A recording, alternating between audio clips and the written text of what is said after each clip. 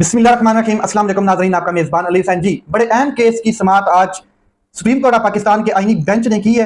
ये मखसूस नशिस्तें हैं, ये वो मखसूस नशिस्तें जो पाकिस्तान तहरीक इंसाफ की एक्चुअल हैं, जो उनका हक बनता है। और फुल कोर्ट, इससे पहले सुप्रीम कोर्ट ऑफ पाकिस्तान का फुल कोर्ट बेंच ये फैसला कर चुका है, ये पाकिस्तान तहरीक इंसाफ को नशिस्तें दी जाएं, ये मखसूस सीटें जो हैं ये पाकिस्तान तहरीक इंसाफ की दी जानी चाहिए। लेकिन इलेक्शन कमीशन ने उस मखसूस फैसले को, मखसूस नशिस्तों का जो फैसला फुल कोर्ट का था, उसमें से मखसूस पैराग्राफ उठा के उस पर अमल दरामद किया, मगर पाकिस्तान तहरीक इंसाफ को ये नशिस्तें नहीं दी गई। तो अपील में चले गए जनाब हुकूमत दोबारा, और इलेक्शन कमीशन भी एक फ्रीक बन के अपील में जा पहुंचा।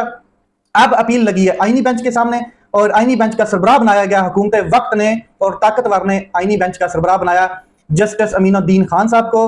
अब जस्टिस अमीनुद्दीन खान ने जो पहली दो समातें की हैं, उसमें तो मैं आपको क्लियर बता दूं कि जस्टिस आयशा मलिक और जस्टिस अकील अब्बासी जो है, उन्होंने इन अपीलों को उखेड़ के रख दिया, इनको मुस्तरद कर दिया। लेकिन जनाब मौसूफ जस्टिस अमीनुद्दीन साहब, इन्होंने 11 रुकनी बेंच के साथ दोबारा आज समाअत की है, और इनको अपीलों को मंजूर करते हुए दोबारा समाअत करके ताकतवर को, हुकूमत को बताया कि जनाब मैं आपके साथ हूं, आप बेफिक्र रहें, और ये जो नशिस्तें वाजिबा ये आप ही की हैं, बस थोड़ा सा सब्र करें, थोड़ा सा टाइम दें, और ये नशिस्तें इंशाल्लाह आपकी झोली में कैसे आती हैं ये आपके सामने मैं लेकर रहूंगा। क्योंकि आपने जो मुझे ओहदा दिया है, आपने जो मेरे ऊपर ऐन नवाजिश की है, और जो मेरे ऊपर आपने अपना दस्ते शफकत रखा है, तो इंशाल्लाह ये सीटें आपकी हैं। आप खुलकर 27वीं आईनी तरमीम करिएगा, खुलकर खेड़ दीजिएगा हर निजाम को, मैं आपके साथ खड़ा हूं।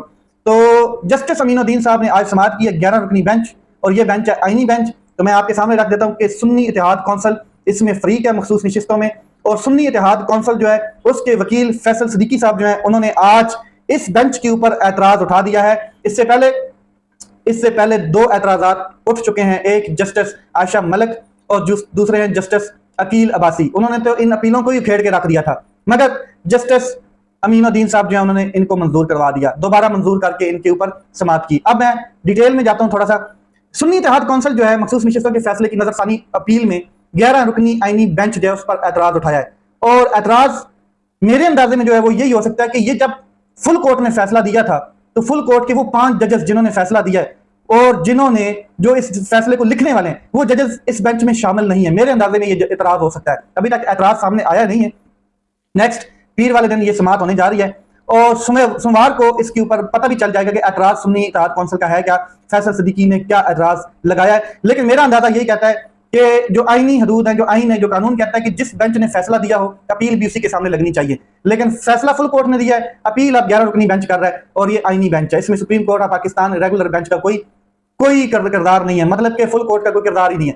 तो केस की समाअत 19 मई तक मुलतवी की गई है, यानी कि सोमवार तक। मगर एतराज मेरे ख्याल में जो है वो यही है कि जिन जजेस ने इसके ऊपर फैसला ऑलरेडी दिया है, वो 5 जजेस इसमें शामिल होने चाहिए, और ये एतराज हो सकता है। सुन्नी इत्तेहाद कौंसिल के वकील जो है फैसल सिद्दीकी ने, उनका एतराज देखते हैं आगे क्या है। लेकिन जो चीफ जस्टिस याह्या अफरीदी साहब हैं, उनको एक बात तो समझ आ गई है कि मेरे एज ए डमी के तौर पर इस सुप्रीम कोर्ट ऑफ पाकिस्तान में बैठा हूं, क्योंकि अब जो असल चीफ जस्टिस नजर आता है, जो जिसके पास ताकतवर है, और जो ताकतवर है और जो ताकत रखता है जज, वो है जस्टिस अमीनुद्दीन साहब। और इनके सामने आईनी अब केसेस आएंगे, इनके सामने ताकतवर अपने केसेस दिलवाएगा, इन्हीं के सामने अब जो हुकूमत है उसके केसेस लगेंगे, और ये हुकूमत के चहेते हैं जनाब। तो यहां पर जस्टिस अमीनुद्दीन साहब ने कहा कि आपको तीसरी तारीख पर याद आया कि एतराज है इस बेंच के ऊपर, तो इसके ऊपर जो फैसल सिद्दीकी साहब है उन्होंने कहा कि जनाब पहली तारीख पे हमें नोटिस नहीं दिया गया, दूसरी तारीख पे जंग शुरू होगी, तीसरी तारीख पे जो है अब हमने देखा है और हमें पता चला है, तो हमने एतराज उठा दिया है। तो इंशाल्लाह नोटिस भी और बाकायदा तौर पर हम इसके ऊपर दरखास्त भी दायर करेंगे। तो ये जनाब मामला हुआ है, इसलिए अब 19 तारीख तक इसको बेंच को जो है मुलतवी कर दिया गया। ये मैं आपको बता देना चाहता हूँ कि पाकिस्तान तहरीक इंसाफ की ये जो मखसूस नशिस्तें हैं, ये पाकिस्तान तहरीक इंसाफ से छीनने की कोशिश क्यों की जा रही है, हालांकि किसी का लेना देना नहीं है, किसी का किरदार नहीं है, और किसी को ये सीटें प्यारी भी नहीं है, क्योंकि बाकी तमाम मखसूस नशिस्तें बाकी पार्टीज को मिल चुकी हैं, अपनी अपनी जोन की हैं। ये क्यों छीनना चाहते हैं, इसके पीछे वजह है मैं आपको बता दूं। एक तो जब ये जितनी मखसूस नशिस्तें हैं ये पाकिस्तान तहरीक इंसाफ से छीन के हुकूमती और बाकी पार्टियों में तकसीम की जाएंगी, तो जो हुकूमत है वो मजबूत हो जाएगी, फिगर्स पूरे हो जाएंगे, और फिर किसी किस्म की भी आईनी तरमीम करके ये निजाम को पूरे को लपेट लिया जाएगा, अपने कंट्रोल में कर लिया जाएगा। एक वजह तो ये है। दूसरा ये है कि पाकिस्तान तहरीक इंसाफ की जो ताकत है, जो असेंबली में वो कमजोर रहेगी और इमरान खान साहब जो है वो जेल में रहेंगे, क्योंकि ताकत ही कमजोर रहेगी इमरान खान साहब की पार्लियामेंट के अंदर। और ये 2-3 वजूहात हैं, इसलिए ये छीनने की कोशिश की जा रही है, इसके अलावा कोई खास वजह नहीं नजर आती है। और ताकतवर बिल्कुल अपनी गेम डालते हुए नजर आ रहा है। इस्लामाबाद हाई कोर्ट ने बड़ा अहम डिसीजन लिया है और ये है जस्टिस खादिम हुसैन सुमरो। इन्होंने अलीमा खान साहब को, जो एक कंट्रोल लिस्ट में उनका नाम है और वो आउट कंट्री नहीं जा पा रही है, उनको हुक्म दिया है कि कंट्रोल लिस्ट से इनका नाम निकाला जाए और ट्रायल कोर्ट के सामने पेश होने का हुक्म दिया है। ट्रायल के सामने पेश होने का हुक्म दिया है कि आप जो ट्रायल कोर्ट है उसके सामने पेश हों और जब आप जाना चाहें आप जा सकती हैं आउट कंट्री, मगर आप जो ट्रायल कोर्ट है उससे रिज्यू करें और फिर आप जो है इस हुक्म की जो इंशाल्लाह तामील होगी और आपको कोई नहीं रोक सकता। आपका नाम जो है जो कंट्रोल लिस्ट है इसमें से निकाला जाएगा। रऊफ हसन साहब हैं, उनका भी जो है इस्लामाबाद हाई कोर्ट से दूसरी बड़ी खबर यह है कि अलीमा खान साहिबा के बाद जो रऊफ हसन है उनका भी पासपोर्ट कंट्रोल लिस्ट से नाम निकालने का हुक्म दिया गया। और ये जस्टिस अमीन मिन्हास, इनाम अमीन मिन्हास हैं, इन्होंने हुक्म दिया है और इन्होंने कहा कि जो रऊफ हसन साहब हैं इनका जो केस है वो देखा और इसमें से भी जो अहम पेचीदा दलाइल दिए गए हैं वकील की जानिब वो ये थे कि जो रऊफ हसन साहब हैं उनको कैंसर है, वो कैंसर के पेशेंट हैं, कैंसर सर्वाइवर हैं और इनको बाहर जाके इलाज करवाना है। इस वजह से जो जस्टिस इनाम अमीन मिन्हास है उन्होंने जो इनका नाम है कंट्रोल लिस्ट से निकालने का हुक्म दिया है। आगे चलते हैं मजीद आपके सामने। आज अडयाला जेल के सामने फिर दंगल लगेगा। अगर दंगल लगाना है तो वो तो पिछले 2-3 महीने से हम देखते हुए आ रहे हैं कि दंगल लग रहा है। अडयाला जेल में आज मंगल है और इमरान खान साहब की मुलाकात का दिन है। इमरान खान साहब की मुलाकात फैमिली से भी होनी है, इमरान खान साहब की मुलाकात जो वो कला से भी होनी है। तो अलीमा खान साहबा ने आज जब इस्लामाबाद हाई कोर्ट से बाहर निकली तो उन्होंने प्रेस टॉक करते हुए क्लियर किया कि मेरा नाम 42 मुकदमात में शामिल किया जा चुका है। और मालूम पड़ा है कि इमरान खान साहब के साथ मुलाकात के बाद जब मैं उनका पैगाम बाहर लेकर आती हूँ तो ये इनको मंजूर नहीं, ये ताकतवर को मंजूर नहीं है।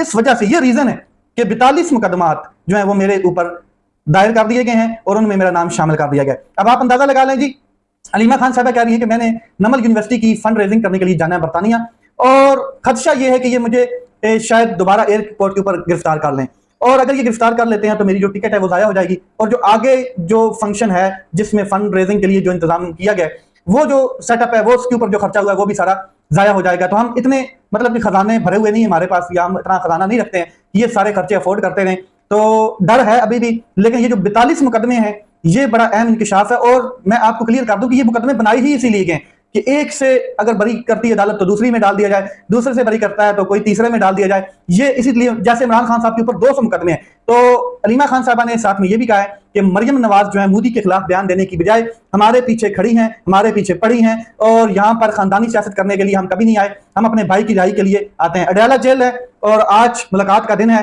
बैरिस्टर गौर, सलमान सफदर, नियाजुल्लाह नियाजी, नईम हैदर पंजोता, अली बुखारी और जहीर अब्बास के नाम जो है इंतजामिया को भिजवा दिए गए कोर्ट ऑर्डर्स के साथ और साथ में जो फैमिली के नाम है वो उनकी बहनें हैं और उनका भांजा है उसके नाम मौजूद हैं अडयाला जेल की इंतजामिया के बाद। लेकिन मैं अभी आपको ताज़ा तरीन खबर दे दूं कि अडयाला जेल से 1 किलोमीटर पहले ही तमाम वकला को रोका गया और अलीमा खान साहबा को भी रोका गया। पिछली दफा जब अलीमा खान साहबा गई थी तो अलीमा खान साहबा ने वहां पर भरपूर मजामत की थी और 7 पार्लियामेंटेरियंस थे, साथ में पाकिस्तान तहरीक इंसाफ के सीनियर रहनुमा थे और वहां पर आपको पता है कि अमर मुगल डोगल साहब जो है उनका गरिबान भी फाड़ा गया। वहां पे जो है धींगा मुश्ती पुलिस वालों की आपने देखी है कैसा साहब बड़े जैसे डॉग्स होते हैं उनकी तरह वो पड़े हुए थे। तो ये सारी चीजें हमें देखने को मिली। आज फिर अडयाला जेल के सामने 1 किलोमीटर दूर ही सारी जो है वो बैरियर्स लगा दिए गए हैं, ट्रक खड़े कर दिए गए हैं, कंटेनर खड़े कर दिए गए हैं और रोड ब्लॉक कर दिए गए हैं। क्या वजह है? जंग इंडिया से तो हम जीत चुके हैं, भारत से जंग जीत चुके हैं, मोदी को नाको नाक चने चबवा चुके हैं और उसका गुरूर मिट्टी में मिला चुके हैं। लेकिन जंग अभी मुल्क में भी तो है एक, और वो है सियासी जंग। और सियासी जंग जो है उसके पीछे ताकतवर अपनी जिद अना के साथ मजबूत खड़ा है। सिर्फ जंग मुल्क से बाहर नहीं थी कि बॉर्डर्स के ऊपर जंग थी, हमारा दुश्मन मुल्क के बाहर नहीं बैठा था। अब जंग पाकिस्तान में भी है और ये रजीम चेंज के बाद जंग अब तक चल रही है। ये जंग रुकी नहीं है, थमी नहीं है, कंट्रोल नहीं हुई है, किसी ने फ्लेक्सिबिलिटी नहीं दिखाई है, किसी ने एक स्टेप डाउन नहीं किया है। दिन ब दिन ये ऊपर जा रही है और जो ताकतवर के टाउट्स हैं, जो ताकतवर के माउथ पीस हैं, वो दिन ब दिन इस जंग को मजीद गर्म करते हुए नजर आ रहे हैं। इमरान खान साहब की फैमिली को रोकना ये बहुत बड़ी फतह है और ये ताकतवर करता हुआ नजर आ रहा है और ये हुकूमत करती हुई नजर आ रही है। ये फार्म 47 की हुकूमत जिसने अभी तक दोनों भाइयों ने, नवाज शरीफ और शहबाज शरीफ साहब ने अभी तक मोदी को फाशिस्ट नहीं कहा, मोदी को आरएसएस वाला नहीं कहा, मोदी को जवाब नहीं दिया, मोदी का नाम नहीं लिया। मोदी ने इतनी तबाहकुन एक जो स्पीच की है नेशन के सामने, अपनी कौम के सामने, उसका जवाब ना मरियम ने दिया है, ना नवाज शरीफ ने दिया है, ना शहबाज शरीफ ने दिया है, ना जरदारी ने दिया है, ना बिलावल ने दिया है, ना किसी और शख्स ने दिया है। तो ये जवाब किसको देते हुए नजर आ रहे हैं? पाकिस्तान में इमरान खान साहब इनका दुश्मन है, उसको जवाब देते हुए नजर आ रहे हैं। अडयाला जेल के सामने उसकी बहनों को जवाब देते हुए नजर आ रहे हैं। पाकिस्तान तहरीक इंसाफ को जवाब देते हुए नजर आ रहे हैं। उनके वर्कर्स, उनके जो फैमिलीज हैं और उनके घरों की चादर चारदीवारी का तकद्दुस पामाल करके ये जवाब दे रहे हैं। ये पाकिस्तान पे गुस्सा निकाला जा रहा है। और आप देखें, अंदाजा लगाएं कि एक मुश्किल घड़ी आई और उस मुश्किल घड़ी के अंदर पूरी पाकिस्तानी कौम अपने इदारों के पीछे खड़ी होगी जाके। खास करके 75% ऑफ यूथ जो इमरान खान साहब के साथ है, उसने उखेड़ के रख दिया मीडिया पर, सोशल मीडिया पर, और मोदी को और उसकी हुकूमत के पड़खच्चे उड़ा के रख दी। जंग जीती उसने, सोशल मीडिया की जंग जीती उसने, बयानिया की जंग जीती। बयानिया बनाना जो होता है ना, वो पैसे देके नहीं बनाया जाता है, वो अपने किरदार से बनता है बयानिया। और अगर आपका किरदार अच्छा है तो आपको पैसे खर्च करने की जरूरत नहीं है बयानिया बनाने के लिए। तो पाकिस्तान तहरीक इंसाफ ने भरपूर साथ दिया इस फार्म 47 हुकूमत, और यहाँ पे जो इदारे कंट्रोल किए गए उनके साथ खड़ी हुई। अब उसका सिला ये मिल रहा है दोबारा कि जो खलीज एक थोड़ी सी फ्लेक्सिबिलिटी की वजह से कम हुई, वो अब दोबारा खैंचा तानी में जाएगी। और ये ताकतवर को सोचना चाहिए, हमारी एस्टैब्लिशमेंट को सोचना चाहिए कि जब जंग लगी तो पाकिस्तान तहरीक इंसाफ, पाकिस्तान का तहरीक इंसाफ का वर्कर, उनकी लीडरशिप हमारे साथ स्टैंड कर रही थी। हालांकि इतना बड़ा हमने मतलब कि इनके साथ ट्रेजेडी की है, इतनी बड़ी हमने इनके साथ जो जालमाना कार्रवाइयां की हैं, इनसे मैंडेट छीना, इनकी राय का एहतराम नहीं किया, इनका मैंडेट छीन के किसी और को दिया, फिर भी पाकिस्तान तहरीक इंसाफ खड़ी हुई। किस लिए? मुल्क के लिए खड़ी हुई। अब ये जंग दोबारा उन्हीं के साथ चली जा रही है कि अडयाला जेल में उनकी बहनों को रोक लिया जाता है, उनके जो पार्लियामेंटेरियंस हैं उनको थप्पड़ तक मारे जाते हैं, गिरबान फाड़े जाते हैं। ये मामला चल रहे हैं जनाब, और ये अकल के अंधे लोग जो हैं इनको समझ नहीं आ रहे कि ये चीजें किस तरफ लेके जा रहे हैं मुल्क को।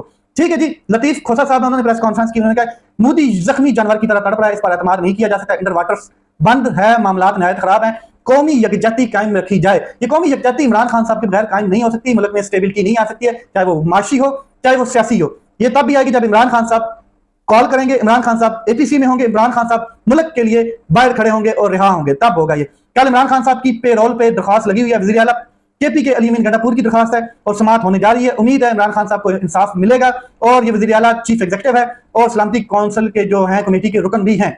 सिकंदर सुल्तान राजा को इस वक्त जेल में होना चाहिए, लेकिन तौहीन अदालत पे अदालत करता जा रहा है और इसको इलेक्शन कमीशन का सरबराह अभी तक बनाया हुआ है। फिर इन्होंने बड़ी एक अहम खबर दी है, वो मैं आपके सामने रख देता हूँ। इमरान खान बड़ी ईद घर में करेंगे, हर सूरत इमरान खान साहब बड़ी ईद पे घर पे होंगे और घर में गुजारेंगे, वरना ये हुकूमत घर जाएगी।